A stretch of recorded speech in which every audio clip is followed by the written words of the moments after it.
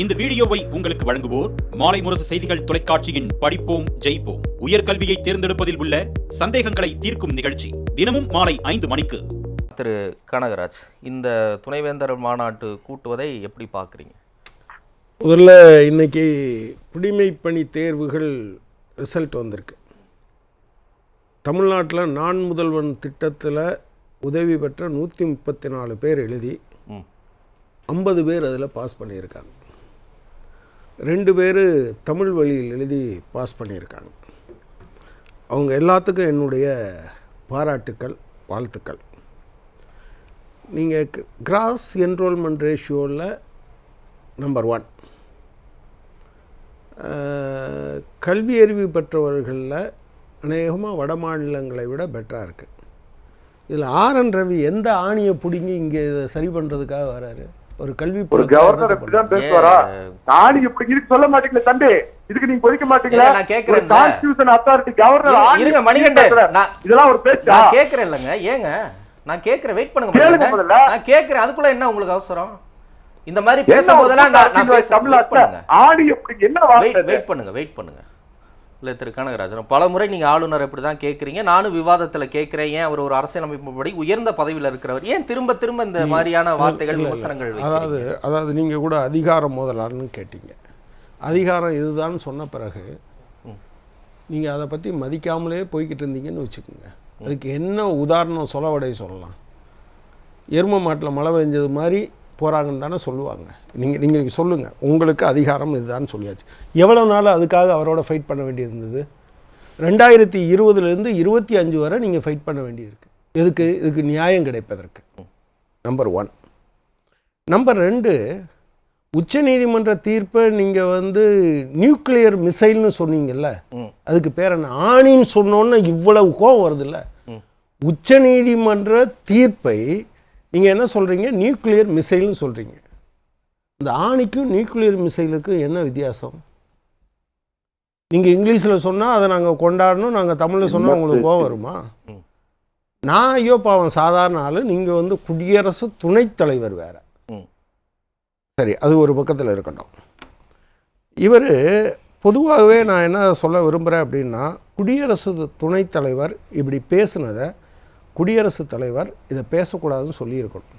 இல்லை, அவர் என்ன சொல்றாரு அதுக்கு சேர்த்து சொல்லிருங்க. இந்திய அரசியலமைப்பு சட்டத்தை பாதுகாக்கும் பொறுப்பில் குடியரசுத் தலைவர் இருக்கிறார். அப்படி இருக்கையில் அவருக்கே உச்ச நீதிமன்றம் அண்மையில் உத்தரவு போடுகிறது. நம் நாட்டில் என்ன நடந்து கொண்டிருக்கிறது, நாம் எதை நோக்கி சென்று கொண்டிருக்கிறோம், குடியரசுத் தலைவருக்கு நீதிமன்றம் காலக்கெடு விதிக்கிறது என்றால் எதிர்காலத்தில் நீதிபதிகளே சட்டம் இயற்றுவார்கள், அதனை அவர்களே செயல்படுத்துவார்கள். ஒரு சூப்பர் நாடாளுமன்றம் போல உச்ச நீதிமன்றம் செயல்படுகிறதா அப்படின்னு அவர் ரொம்ப காட்டமா பேசியிருக்கிறாரு. உச்ச நீதிமன்றம் எதுக்காக அந்த தீர்ப்பு கொடுத்தது? நான் தான் ராஜான்னு உச்ச நீதிமன்றம் சொல்லிச்சா? அது சொல்லலை. ஜெகதீப் தங்கர் என்ன சொல்கிறாரோ அதைத்தான் அது சொல்லிச்சு. சட்டமன்றம் தான் சுப்ரீம். சட்டமன்றம் சொல்கிறத நீங்கள் கேளுங்க அப்படின்னு தானே சொல்லிச்சு. அதை நீங்கள் நிராகரிக்கிறது தானே சொல்லிச்சு. சுப்ரீம் கோர்ட்டு தானாக ஒரு சட்டத்தை நிறைவேற்றலாங்க. இல்லை, குடியரசுத் தலைவருக்கு 3 மாதம் காலக்கெடு கொடுத்ததை அவர் விமர்சிக்கிறார். உங்களுக்கு என்ன அவ்வளோ ஒரு பவரா? குடியரசுத் தலைவருக்கே நீங்கள் உத்தரவு போடுறீங்கன்னா அப்போ என்ன விதமான நாட்டில் என்ன நடந்துகிட்டு இருக்குன்னு அவர் கேட்குறாரு. இந்த கேள்வி கேட்குறாரு. இல்லை, அதாவது குடியரசுத் தலைவர்கள் அப்படி இருக்கிறாங்க அப்படின்னு அர்த்தம். எனக்கு நான் வாங்கி கீழே போட்டு உட்கார்ந்து வச்சுக்கிட்டு இருந்தா, நாடாளுமன்றமோ சட்டமன்றமோ ஒரு சட்டத்தை ஏற்றி அனுப்புனா உங்களுக்கு எவ்வளவு வேணாலும் கேட்குறதுக்கு எல்லா அதிகாரமும், யார்கிட்ட வேணாலும் சட்டப்படி கேட்குறதுக்கான அதிகாரங்கள் இருந்த பிறகு அதை தூக்கி நீங்கள் கீழே போட்டு உட்கார்ந்துட்டு இருந்தீங்கன்னா அதுக்கு பேர் என்ன? அதாவது நீதிமன்றம் நான் சுப்ரீம்னு சொல்லலை. நீதிமன்றத்தினுடைய இந்த தீர்ப்பினுடைய அடிப்படை என்ன? அடிப்படை என்னங்க? மக்கள் தான் சுப்ரீம், நாடாளுமன்றம் சுப்ரீம், சட்டமன்றம் சுப்ரீம். அதுக்கு மரியாதை கொடுங்க. அதுக்கு யாரெல்லாம் மரியாதை கொடுக்கணும்? ஆளுநராக இருந்தாலும் மரியாதை கொடுக்கணும், குடியரசுத் தலைவராக இருந்தாலும் மரியாதை கொடுக்கணும். இது எந்த வகையில் சூப்பர் பார்லிமெண்ட்டாக இவங்க மாறுறாங்கன்னு அர்த்தம்? நீங்கள் சொல்லுங்கள் எனக்கு. சுப்ரீம் கோர்ட்டு தீர்ப்புனா அதுக்கு இவர் என்ன சொன்னார்? மிரட்டார் ஜெகதீப் தன்கர். உச்சநீதிமன்றத்தை மிரட்டினாரா மிரட்டலையா? அடுத்த நாள் உச்சநீதிமன்றம் என்ன சொல்லுது? நாங்கள் தமிழ்நாடு கவர்னர் கேஸில் தீர்ப்பு சொன்னதுக்கே எங்களை இப்படியெல்லாம் சொல்கிறாங்க. பெங்கால் கேஸில் அப்படி சொன்னாரா? மிரட்டிட்டாங்களா? இப்போ இவங்களை என்ன சொல்கிறது, ஆணின்னு சொன்னோன்னு கோவம் வந்ததில் துப்பாக்கியை வச்சு மிரட்டுறது மாதிரி மிரட்டுறாங்க. யாரை? உச்சநீதிமன்றத்தை. உச்சநீதிமன்றம் அடுத்த நாள் பின்வாங்குது. இதுக்கு பேர் என்னது? நீங்கள் அப்பட்டமாக உங்களுக்கு இருக்கக்கூடிய கான்ஸ்டிடியூஷனல் போஸ்ட் என்கிற ஒன்றை வைத்துக்கொண்டு நீங்கள் உச்சநீதிமன்றத்தை மிரட்டுறீங்க. எனவே இவங்க ரெண்டு பேரும் அப்படிலாம் மிரட்டிட முடியுமா உச்சநீதிமன்றம்? உச்சநீதிமன்றம் உடனடியாக சரி நீங்கள் சொல்லுங்கள். உச்சநீதிமன்ற தலைமை நீதிபதி அவர் தானே? அவர் உச்சநீதிமன்ற தலைமை நீதிபதி இல்லை, இந்தியாவினுடைய தலைமை நீதிபதி. அவர் என்ன சொல்கிறாரு, நாங்கள் ஏற்கனவே இப்படி ஒரு ஜட்ஜ்மெண்ட் கொடுத்ததுக்கே எங்களை இப்படியெல்லாம் பேசுகிறாங்க, எனவே இதில் நாங்கள் என்ன செய்கிறதுன்னு கேட்குறாரு. இது அவர் பயந்துருக்காருன்னு சொல்கிறதா இல்லையா? இப்படி ஒரு விஷயத்தை உச்சநீதிமன்றம் இதுவரை பேசியிருக்கா கடந்த காலத்தில்?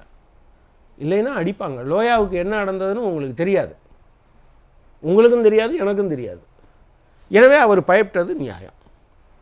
அப்போ நான் என்ன சொல்ல வர்றேன் அப்படின்னா, இந்த கான்ஸ்டியூஷனுக்கு எதிரான அஃபென்ஸை ஹேபிச்சுவலாக பண்ணுறவராக ரவி இருக்கார். அவருக்கு இப்போ அதே மாதிரி பண்ணுற இவர் வந்திருக்கார். இவர் ஒன்றும் கொள்கை வழி நிற்கிற ஆள் இல்லை. ஜெகதீப் தன்கர் அவர் இதுவரை எத்தனை கட்சியில் இருந்திருக்காரு சொல்லுங்கள்? எத்தனை கட்சியில் இருந்திருக்காரு? எனவே அவர் இன் பிரின்சிபிள் ஐடியாலஜிக்கலாக அப்படி இருக்காருன்னு சொல்ல முடியாது. ஜனதாதளத்தில் இருந்தாரு, அப்புறம் காங்கிரஸ். அப்பாவு எத்தனை கட்சியில இருந்தாருங்க? நம்ம சபாநாயகர் அப்பாவு எத்தனை கட்சியில இருந்தாரு? அவருடைய இதை கேள்வி கேட்கலாமா? சரி, நீங்க பேசும்போது பேசல, உங்க டயத்துல நீங்க பேசுங்க. அதெல்லாம் சரி. கான்ஸ்டிடியூஷனல் போஸ்ட் இந்தியாவுக்கே குடியரசு துணைத் தலைவர் ஜனதாதளத்தில் இருந்தார், அப்புறம் காங்கிரஸுக்கு போனார், இப்போ பிஜேபி. நாளைக்கே திமுக ஏதாவது பதவி கொடுத்துட்டாங்கன்னு வச்சுக்கோங்க, இது அப்படியே மாற்றி பேசுகிறவராக இருப்பார். ஏன் ஒரு குடியரசு துணைத் தலைவரை? அவர் குடியரசு துணைத் தலைவர்னா அவர் ஜனதாதளத்தில் இருந்திருக்கிறாரு. இப்போ அந்த அளவுக்கு நம்ம பேசணுமா? பதவி கொடுத்தா போகணும் சொன்னாலும் கேட்க மாட்டேன்றீங்க. அவர் ஜனதாதளத்தில் இருந்தாரா இல்லையா? சரி, காங்கிரஸ்ல போட்டி போட்டு ஜெயிச்சாரா இல்லையா? அது ஜனநாயகத்துல இருக்கிறது தானே அவரு. சரி, அதைத்தானே சொன்னேன். Right, okay. எனவே அவர் ஐடியாலஜிக்கலாலாம் அதை கிடையாது. அவருக்கு பர்சனலா கெயின் இருக்குன்னா அவருக்கு அரசமைப்பு சட்டமோ அல்லது இந்தியாவினுடைய வேற எந்த சட்டமோ உச்சநீதிமன்றமோ அவருக்கு பொறுப்பு இல்ல, பொருட்டு கிடையாது. அவர் என்ன பண்ணுவாங்கல்ல, இப்ப மணிகண்டன் கூட கேட்டாரு, ஷாபானு கேஸ்ல வந்து இன்னைக்கு என்ன மாதிரியான நிலைப்பாடு எடுத்திருக்கு, நீங்க என்ன பதில் சொன்னீங்க? உங்களுக்கும் கேட்கிறாரு, எல்லாரும் கேட்கறதா. உச்சநீதிமன்றத்தின் எல்லா தீர்ப்புகளையும் நீங்க அப்படியே ஏற்றுக்கொள்வீர்களா? இதுக்கு மட்டும் எங்களுக்கு கிடைத்த வெற்றி. உச்சநீதிமன்ற தீர்ப்பு உச்ச நீதிமன்றத்தின் தான் சுப்ரீம் சொல்லியிருக்கா? இப்ப அதையா பேசிட்டு இருக்கோம்? இல்லங்க, அது இல்லங்க. இப்ப ஆளுநருக்கு உச்ச நீதிமன்றம் குட்டு வச்சிருக்கு. இருங்க மணிகண்டன், நான் அதான் கேட்கறேன்ல, வெயிட் பண்ணுங்க. ஷாபானு கேஸ்ல இருந்து இப்ப பல உச்ச நீதிமன்ற தீர்ப்புகளை வந்து நீங்க அப்படியே ஏத்துக்கிறீங்க. நீட்டு கூட கேட்கறாங்க, ஏத்துக்க வேண்டியதானே? உச்ச நீதிமன்றம் சொல்லிருச்சு. இப்ப மட்டும் என்ன உச்ச நீதிமன்றம் மேல உங்களுக்கு அவ்வளவு ஒரு மரியாதை? உச்ச நீதிமன்றம் என்ன சொல்லுச்சு? எல்லா மாநிலங்களும் அது மேலையும் திணிக்க சொல்லுச்சா உச்ச நீதிமன்றம்? என்ன நீங்க பாட்டுல போற போக்குல அடிச்சு விட்டுட்டு இருக்கீங்க? மாநிலம் எல்லா மாநிலம் லட்சக்கணக்கான பேர் பாக்குறாங்க. ஷாபானு வழக்குல ராஜீவ் காந்தி பண்ணதை ஆதரிச்சிங்களா? மணிகண்டன் நான் கேட்டுட்டேன். ஷாபானு கேஸ் கேட்டுட்டேன். பதில் இல்லப்பா, என்னென்னமோ திண்டுக்கல் கூட்டலாம் சொல்றாரு. கேள்விக்கு பதில் சொல்ல திண்டுக்கல் மணிகண்டன், நீங்க எப்பவும் இப்படி பண்ண மாட்டீங்க, இன்னைக்கு ஏன் இவ்வளவு ஒரு ஆதங்கப்படுறீங்கன்னு எனக்கு தெரியல. நான் அமைதியா இருக்கேன். ஓகே கனகராஜ், அமைதி ஆயிட்டீங்களா? இல்லைன்னா நீங்க பேசி முடிக்கிற வரை நான் அமைதியா இருக்கேன். சரி, எனக்கு பதில் சொல்லாமலாம் இல்லை. மக்கள் தான் சுப்ரீம், அதைத்தான் சுப்ரீம் கோர்ட் இன்னைக்கு சொல்லியிருக்கு. மக்கள் சுப்ரீம் என்பதைத்தான் சுப்ரீம் கோர்ட் சொல்லியிருக்கே தவிர நான் சுப்ரீம்னு சுப்ரீம் கோர்ட் சொல்லல. தமிழ்நாடு சட்டமன்றம் இந்தியாவில் ஜனநாயகம் என்பது அல்லது பெரும்பான்மை என்பது தேர்ந்தெடுக்கப்பட்ட பிரதிநிதிகளின் மூலமாக பிரதிபலிக்கிறது. அதை நீ வாங்கி வச்சுக்கிட்டு 4 வருஷமா என்னையா பண்ணாயின்னு கேட்டுச்சு. அது என்ன சொல்லிச்சு? நான் சுப்ரீம் நான் சொல்லிச்சு இல்லை, உங்க சட்டமன்றம் சுப்ரீம், அதான் அமுல்படுத்துங்கன்னு சொல்லிச்சு. இதுல எங்க இருந்து சுப்ரீம் கோர்ட் சுப்ரீம்னு வருது? நான் இப்பவும் சொல்றேன், மக்கள் மன்றம் தான் சுப்ரீம். அதுல எந்த விதமான இதுவுமே கிடையாது. ஜெகதீப் தன்கரும் RN ரவியும் மக்களை ரொம்ப கேவலமா மதிக்கிறாங்க, தமிழ்நாட்டை மக்களை அவமதிக்கிறார்கள். இப்போ உண்மையிலே நான் என்ன சொன்னேன், குடியரசுத் தலைவர் துணைத் தலைவர் இங்கே போகக்கூடாதுன்னு சொல்லணும், RN ரவி இங்கே இதை நடத்தக்கூடாதுன்னு சொல்லணும், தமிழ்நாட்டில் இருக்கக்கூடிய துணைவேந்தர்கள் அந்த மாநாட்டுக்கு போகக்கூடாது, தமிழ்நாட்டில் இருக்கக்கூடிய கல்வி சமூகம் இதற்கு எதிராக கொந்தளித்து எழ வேண்டும். அதிமுக இப்போ அவர் கூட சொன்னார், அது என்ன சென்னாரெட்டி வெர்சஸ் ஜெயலலிதா, கலைஞர் பேசினார். ஏங்க இன்னைக்கு மாறி இருக்கிற சூழலையும் என்னைக்கோ இருக்கிற சூழலையும் ஒன்றா பேசுவாங்களா? சரி, ஓகே, நான் 2வது சுற்றுல வரேன். நான் மற்ற 2 விருந்தினர் காத்திருக்கிறாங்க. திரு குமார், எப்படி பார்க்குறீங்க? Right, okay. நான் தான் சொல்லிட்டேனே, மக்கள் தான் சுப்ரீம்னு சொல்லிட்டேனே. சரி, ஓகே. அதில் உங்களுக்கு என்ன பிரச்சனை? ஜெகதீப் தன்கர் அதான் இல்லை. சரி, உங்களுக்கு என்ன மணிகண்டன்? இல்லை மணிகண்டனோட இப்போ செட்டில் பண்ணிடலாம். உங்களுக்கு என்ன பிரச்சனை? Jagdeep Dhankhar habitual offender. நான் அதை கேட்கலங்க. ஷாபானு கேஸை சொல்லி கேட்டார்ல, ஷாபானு கேஸ்ல அப்ப வந்த தீர்ப்பை இன்னைக்கு ராகுல் காந்தி வந்து நலிஃபை பண்ணணும்ன்றாரு. அதுக்கு உங்க நிலைப்பாடு என்ன? நீங்க என்ன சொல்ல வரீங்கன்னு அவர் கேட்கிறார். நான் சொல்றேன், நாடாளுமன்றம் தான் சுப்ரீம். நாடாளுமன்றம் கான்ஸ்டிடியூஷனுக்கு எதிராக போச்சுன்னா அப்போ எது சரி? அதைத்தான் பாலா சொன்னார். திரு கனகராஜ், இந்த ஒரு அரவிந்த் கெஜ்ரிவாலுக்கெல்லாம் ஜாமீன் கொடுக்க மாட்டேன்னு இங்க வாங்க சொல்லுவாங்க சார், நிச்சயத்துக்கு வாங்க சார். அங்க போயிருங்க உடனே. நம்ம தமிழ்நாட்டு கேட்டதுக்கு நீங்க கொஞ்சம் முன்னால பாலாவுக்கு ஏதோ சொல்லிட்டு இருந்தீங்கல்ல, இடையில பேசாதீங்க. அவர் யோசிக்கிறார். சொல்லுங்க. டைம் எடுத்து எடுக்க வேண்டியது இல்ல, கொஞ்சம் அமைதி. கட்டுக்கட்டா பணம் எரிஞ்சு கிடந்தது இல்ல,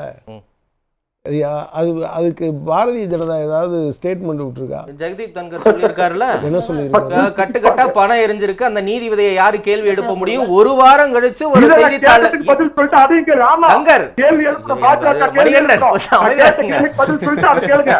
நீங்க சொல்றத நான் ஏத்துக்கிறேன். கொஞ்சம் அமைதியா இருக்க. அவரை இவ்வளவு கேவலமா நீங்க சொல்லி நீங்க அவரை தங்கருங்கிறீங்க, நான் தங்கரை ஹேபிச்சுவல் அஃபெண்டர்ன்ற. என்னங்க நீங்க உங்களுக்கு நீங்க எதிர்பார்த்ததை குடியரசு துணைத் தலைவர் கேட்டிருக்கிறாரு. இப்ப இதெல்லாம் நடந்திருக்கு, இதை யாரு கேள்வி எழுப்ப முடியும்? ஒரு வாரம் கழிச்சு ஒரு செய்தித்தாள வெளிவரதை வச்சுதான் நாங்க தெரிஞ்சுக்க முடியுதுன்னு நீங்க கேட்ட கேள்வி அவர் பிரதிபலிக்கிறாரு. என்ன உங்களுக்கு பிரச்சனை? அதான் உங்க ஆளு உங்க நீங்க என்ன பண்ணிட்டு இருக்கீங்க? இங்கே கேட்டால் எங்கேயாவது ஒரு வீட்டில் திருடு போச்சுன்னா இந்த ஸ்டாலின் என்ன தூங்கிட்டு இருக்காரா? அவர் கையில் காவல்துறை இல்லையா? உங்கள்கிட்ட இடி இருக்குது, உங்கள்கிட்ட எஸ்பி அது என்ன சிபிஐ இருக்குது, உங்கள்கிட்ட எல்லாமும் இருக்குது. நீங்கள் என்ன பண்ணிட்டு இருந்தீங்க? ஏன் இடி போல இது வரைக்கும்? அது இதுவரை போய் ஏன் இவ்வளவு பணம் எங்கே இருந்தியா வந்ததுன்னு கேட்டிங்களா? நீங்கள் கேட்டிங்களா?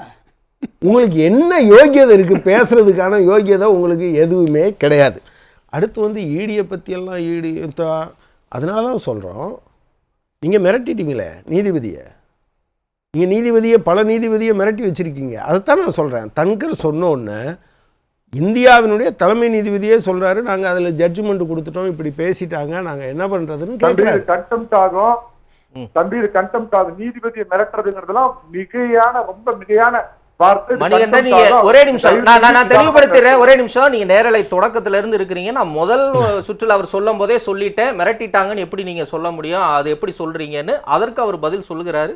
நீங்க சொல்லிட்டீங்க முதல்ல, மறுபடியும் அந்த இதை வேணான்னு அவர் கோரிக்கை வைக்கிறார். அடுத்து நம்ம அவர் கண்டெம்ட்னு சொன்னா நான் கேட்டுட்டு போகணுமா? மிரட்டினது உண்மை, மிசைல், நியூக்ளியர் மிசைல், அது உங்க இன்டர்பிரேஷன் அவர் சொல்றாரு.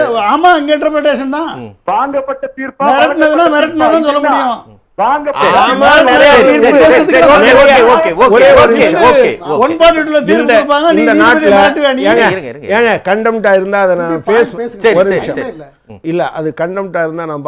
ஒரு நாட்டுல அத்தனை பேரும் பார்த்துக்கிட்டு இருக்கையில ஒரு மசூதியை இடிச்சவனுக்கே இடம் சொந்தம்னு ஒருத்தர் எழுதி கொடுப்பாரு. அவர் தான் கொஞ்ச நாளைக்கு முன்னால 4 வருஷத்துக்கு முன்னால நீதிபதி ஜலமேஸ்வரோட வெளியே வந்து மாஸ்டர் ஆஃப் ரோஸ்டர் யாரு, வெளியிலிருந்து தீர்ப்பு எப்படி வர வேண்டும் என்பதற்காகவே இங்கே நீதிபதியை நியமிக்கிறார்கள்னு சொல்றாங்க. இதுக்கு பேர் என்னது? கண்டெம்ட்னா அது இருக்கட்டும். ஒரு ஜட்ஜ்மெண்ட் எழுதும்போது இந்த ஜட்ஜ்மெண்ட்டை எழுதுனது யாருன்னு சொல்றதுக்கு துப்பு இல்லாம ஒரு நீதிமன்றம் இருந்தால் அந்த நீதிமன்றத்தை விமர்சிப்பது என்னுடைய வேலை. இவ்வளவு கடுமையா பேசுறீங்க? நான் என்ன சொல்றேன், உங்க கட்சியில பேசலாம், பொது வெளியில இப்படி பேசுறது வந்து இல்ல. நான் இன்னொன்னு கேட்கிறேன். ஏங்க இடிச்சாங்க, எல்லாரும் பார்த்தோம். இடிச்சவங்க ஒருத்தனாவது இன்னைக்கு வர தண்டிக்கப்படல. இல்ல ஒருத்தனாவது தண்டிக்கப்பட்டிருக்கானா? என்ன நீங்க நீதியை பத்தி பேசுறீங்க? நீங்க நீதியை பத்தி என்ன பேசுறீங்க? ஓகே ஓகே சரி. எனவே இது எல்லாம் இடியில இருந்து, சிபிஐல இருந்து, வருமான வரித்துறையில இருந்து உங்க ஏவலாட்களா கொண்டு வந்துட்டது மாதிரி இப்ப ஜுடிஷியரியை உங்க ஏவலாளா இருக்கணும்னு நீங்க மிரட்டுறீங்க. அது முடியாத போது நீங்க அதை மாத்துறீங்க. உண்மையில நீதிமன்றம் நான் சுப்ரீம்னு சொல்ல எலெக்டட் கவர்மெண்ட் இஸ் சுப்ரீம்ங்கிறத தான் அது நிலைநாட்டி இருக்கு.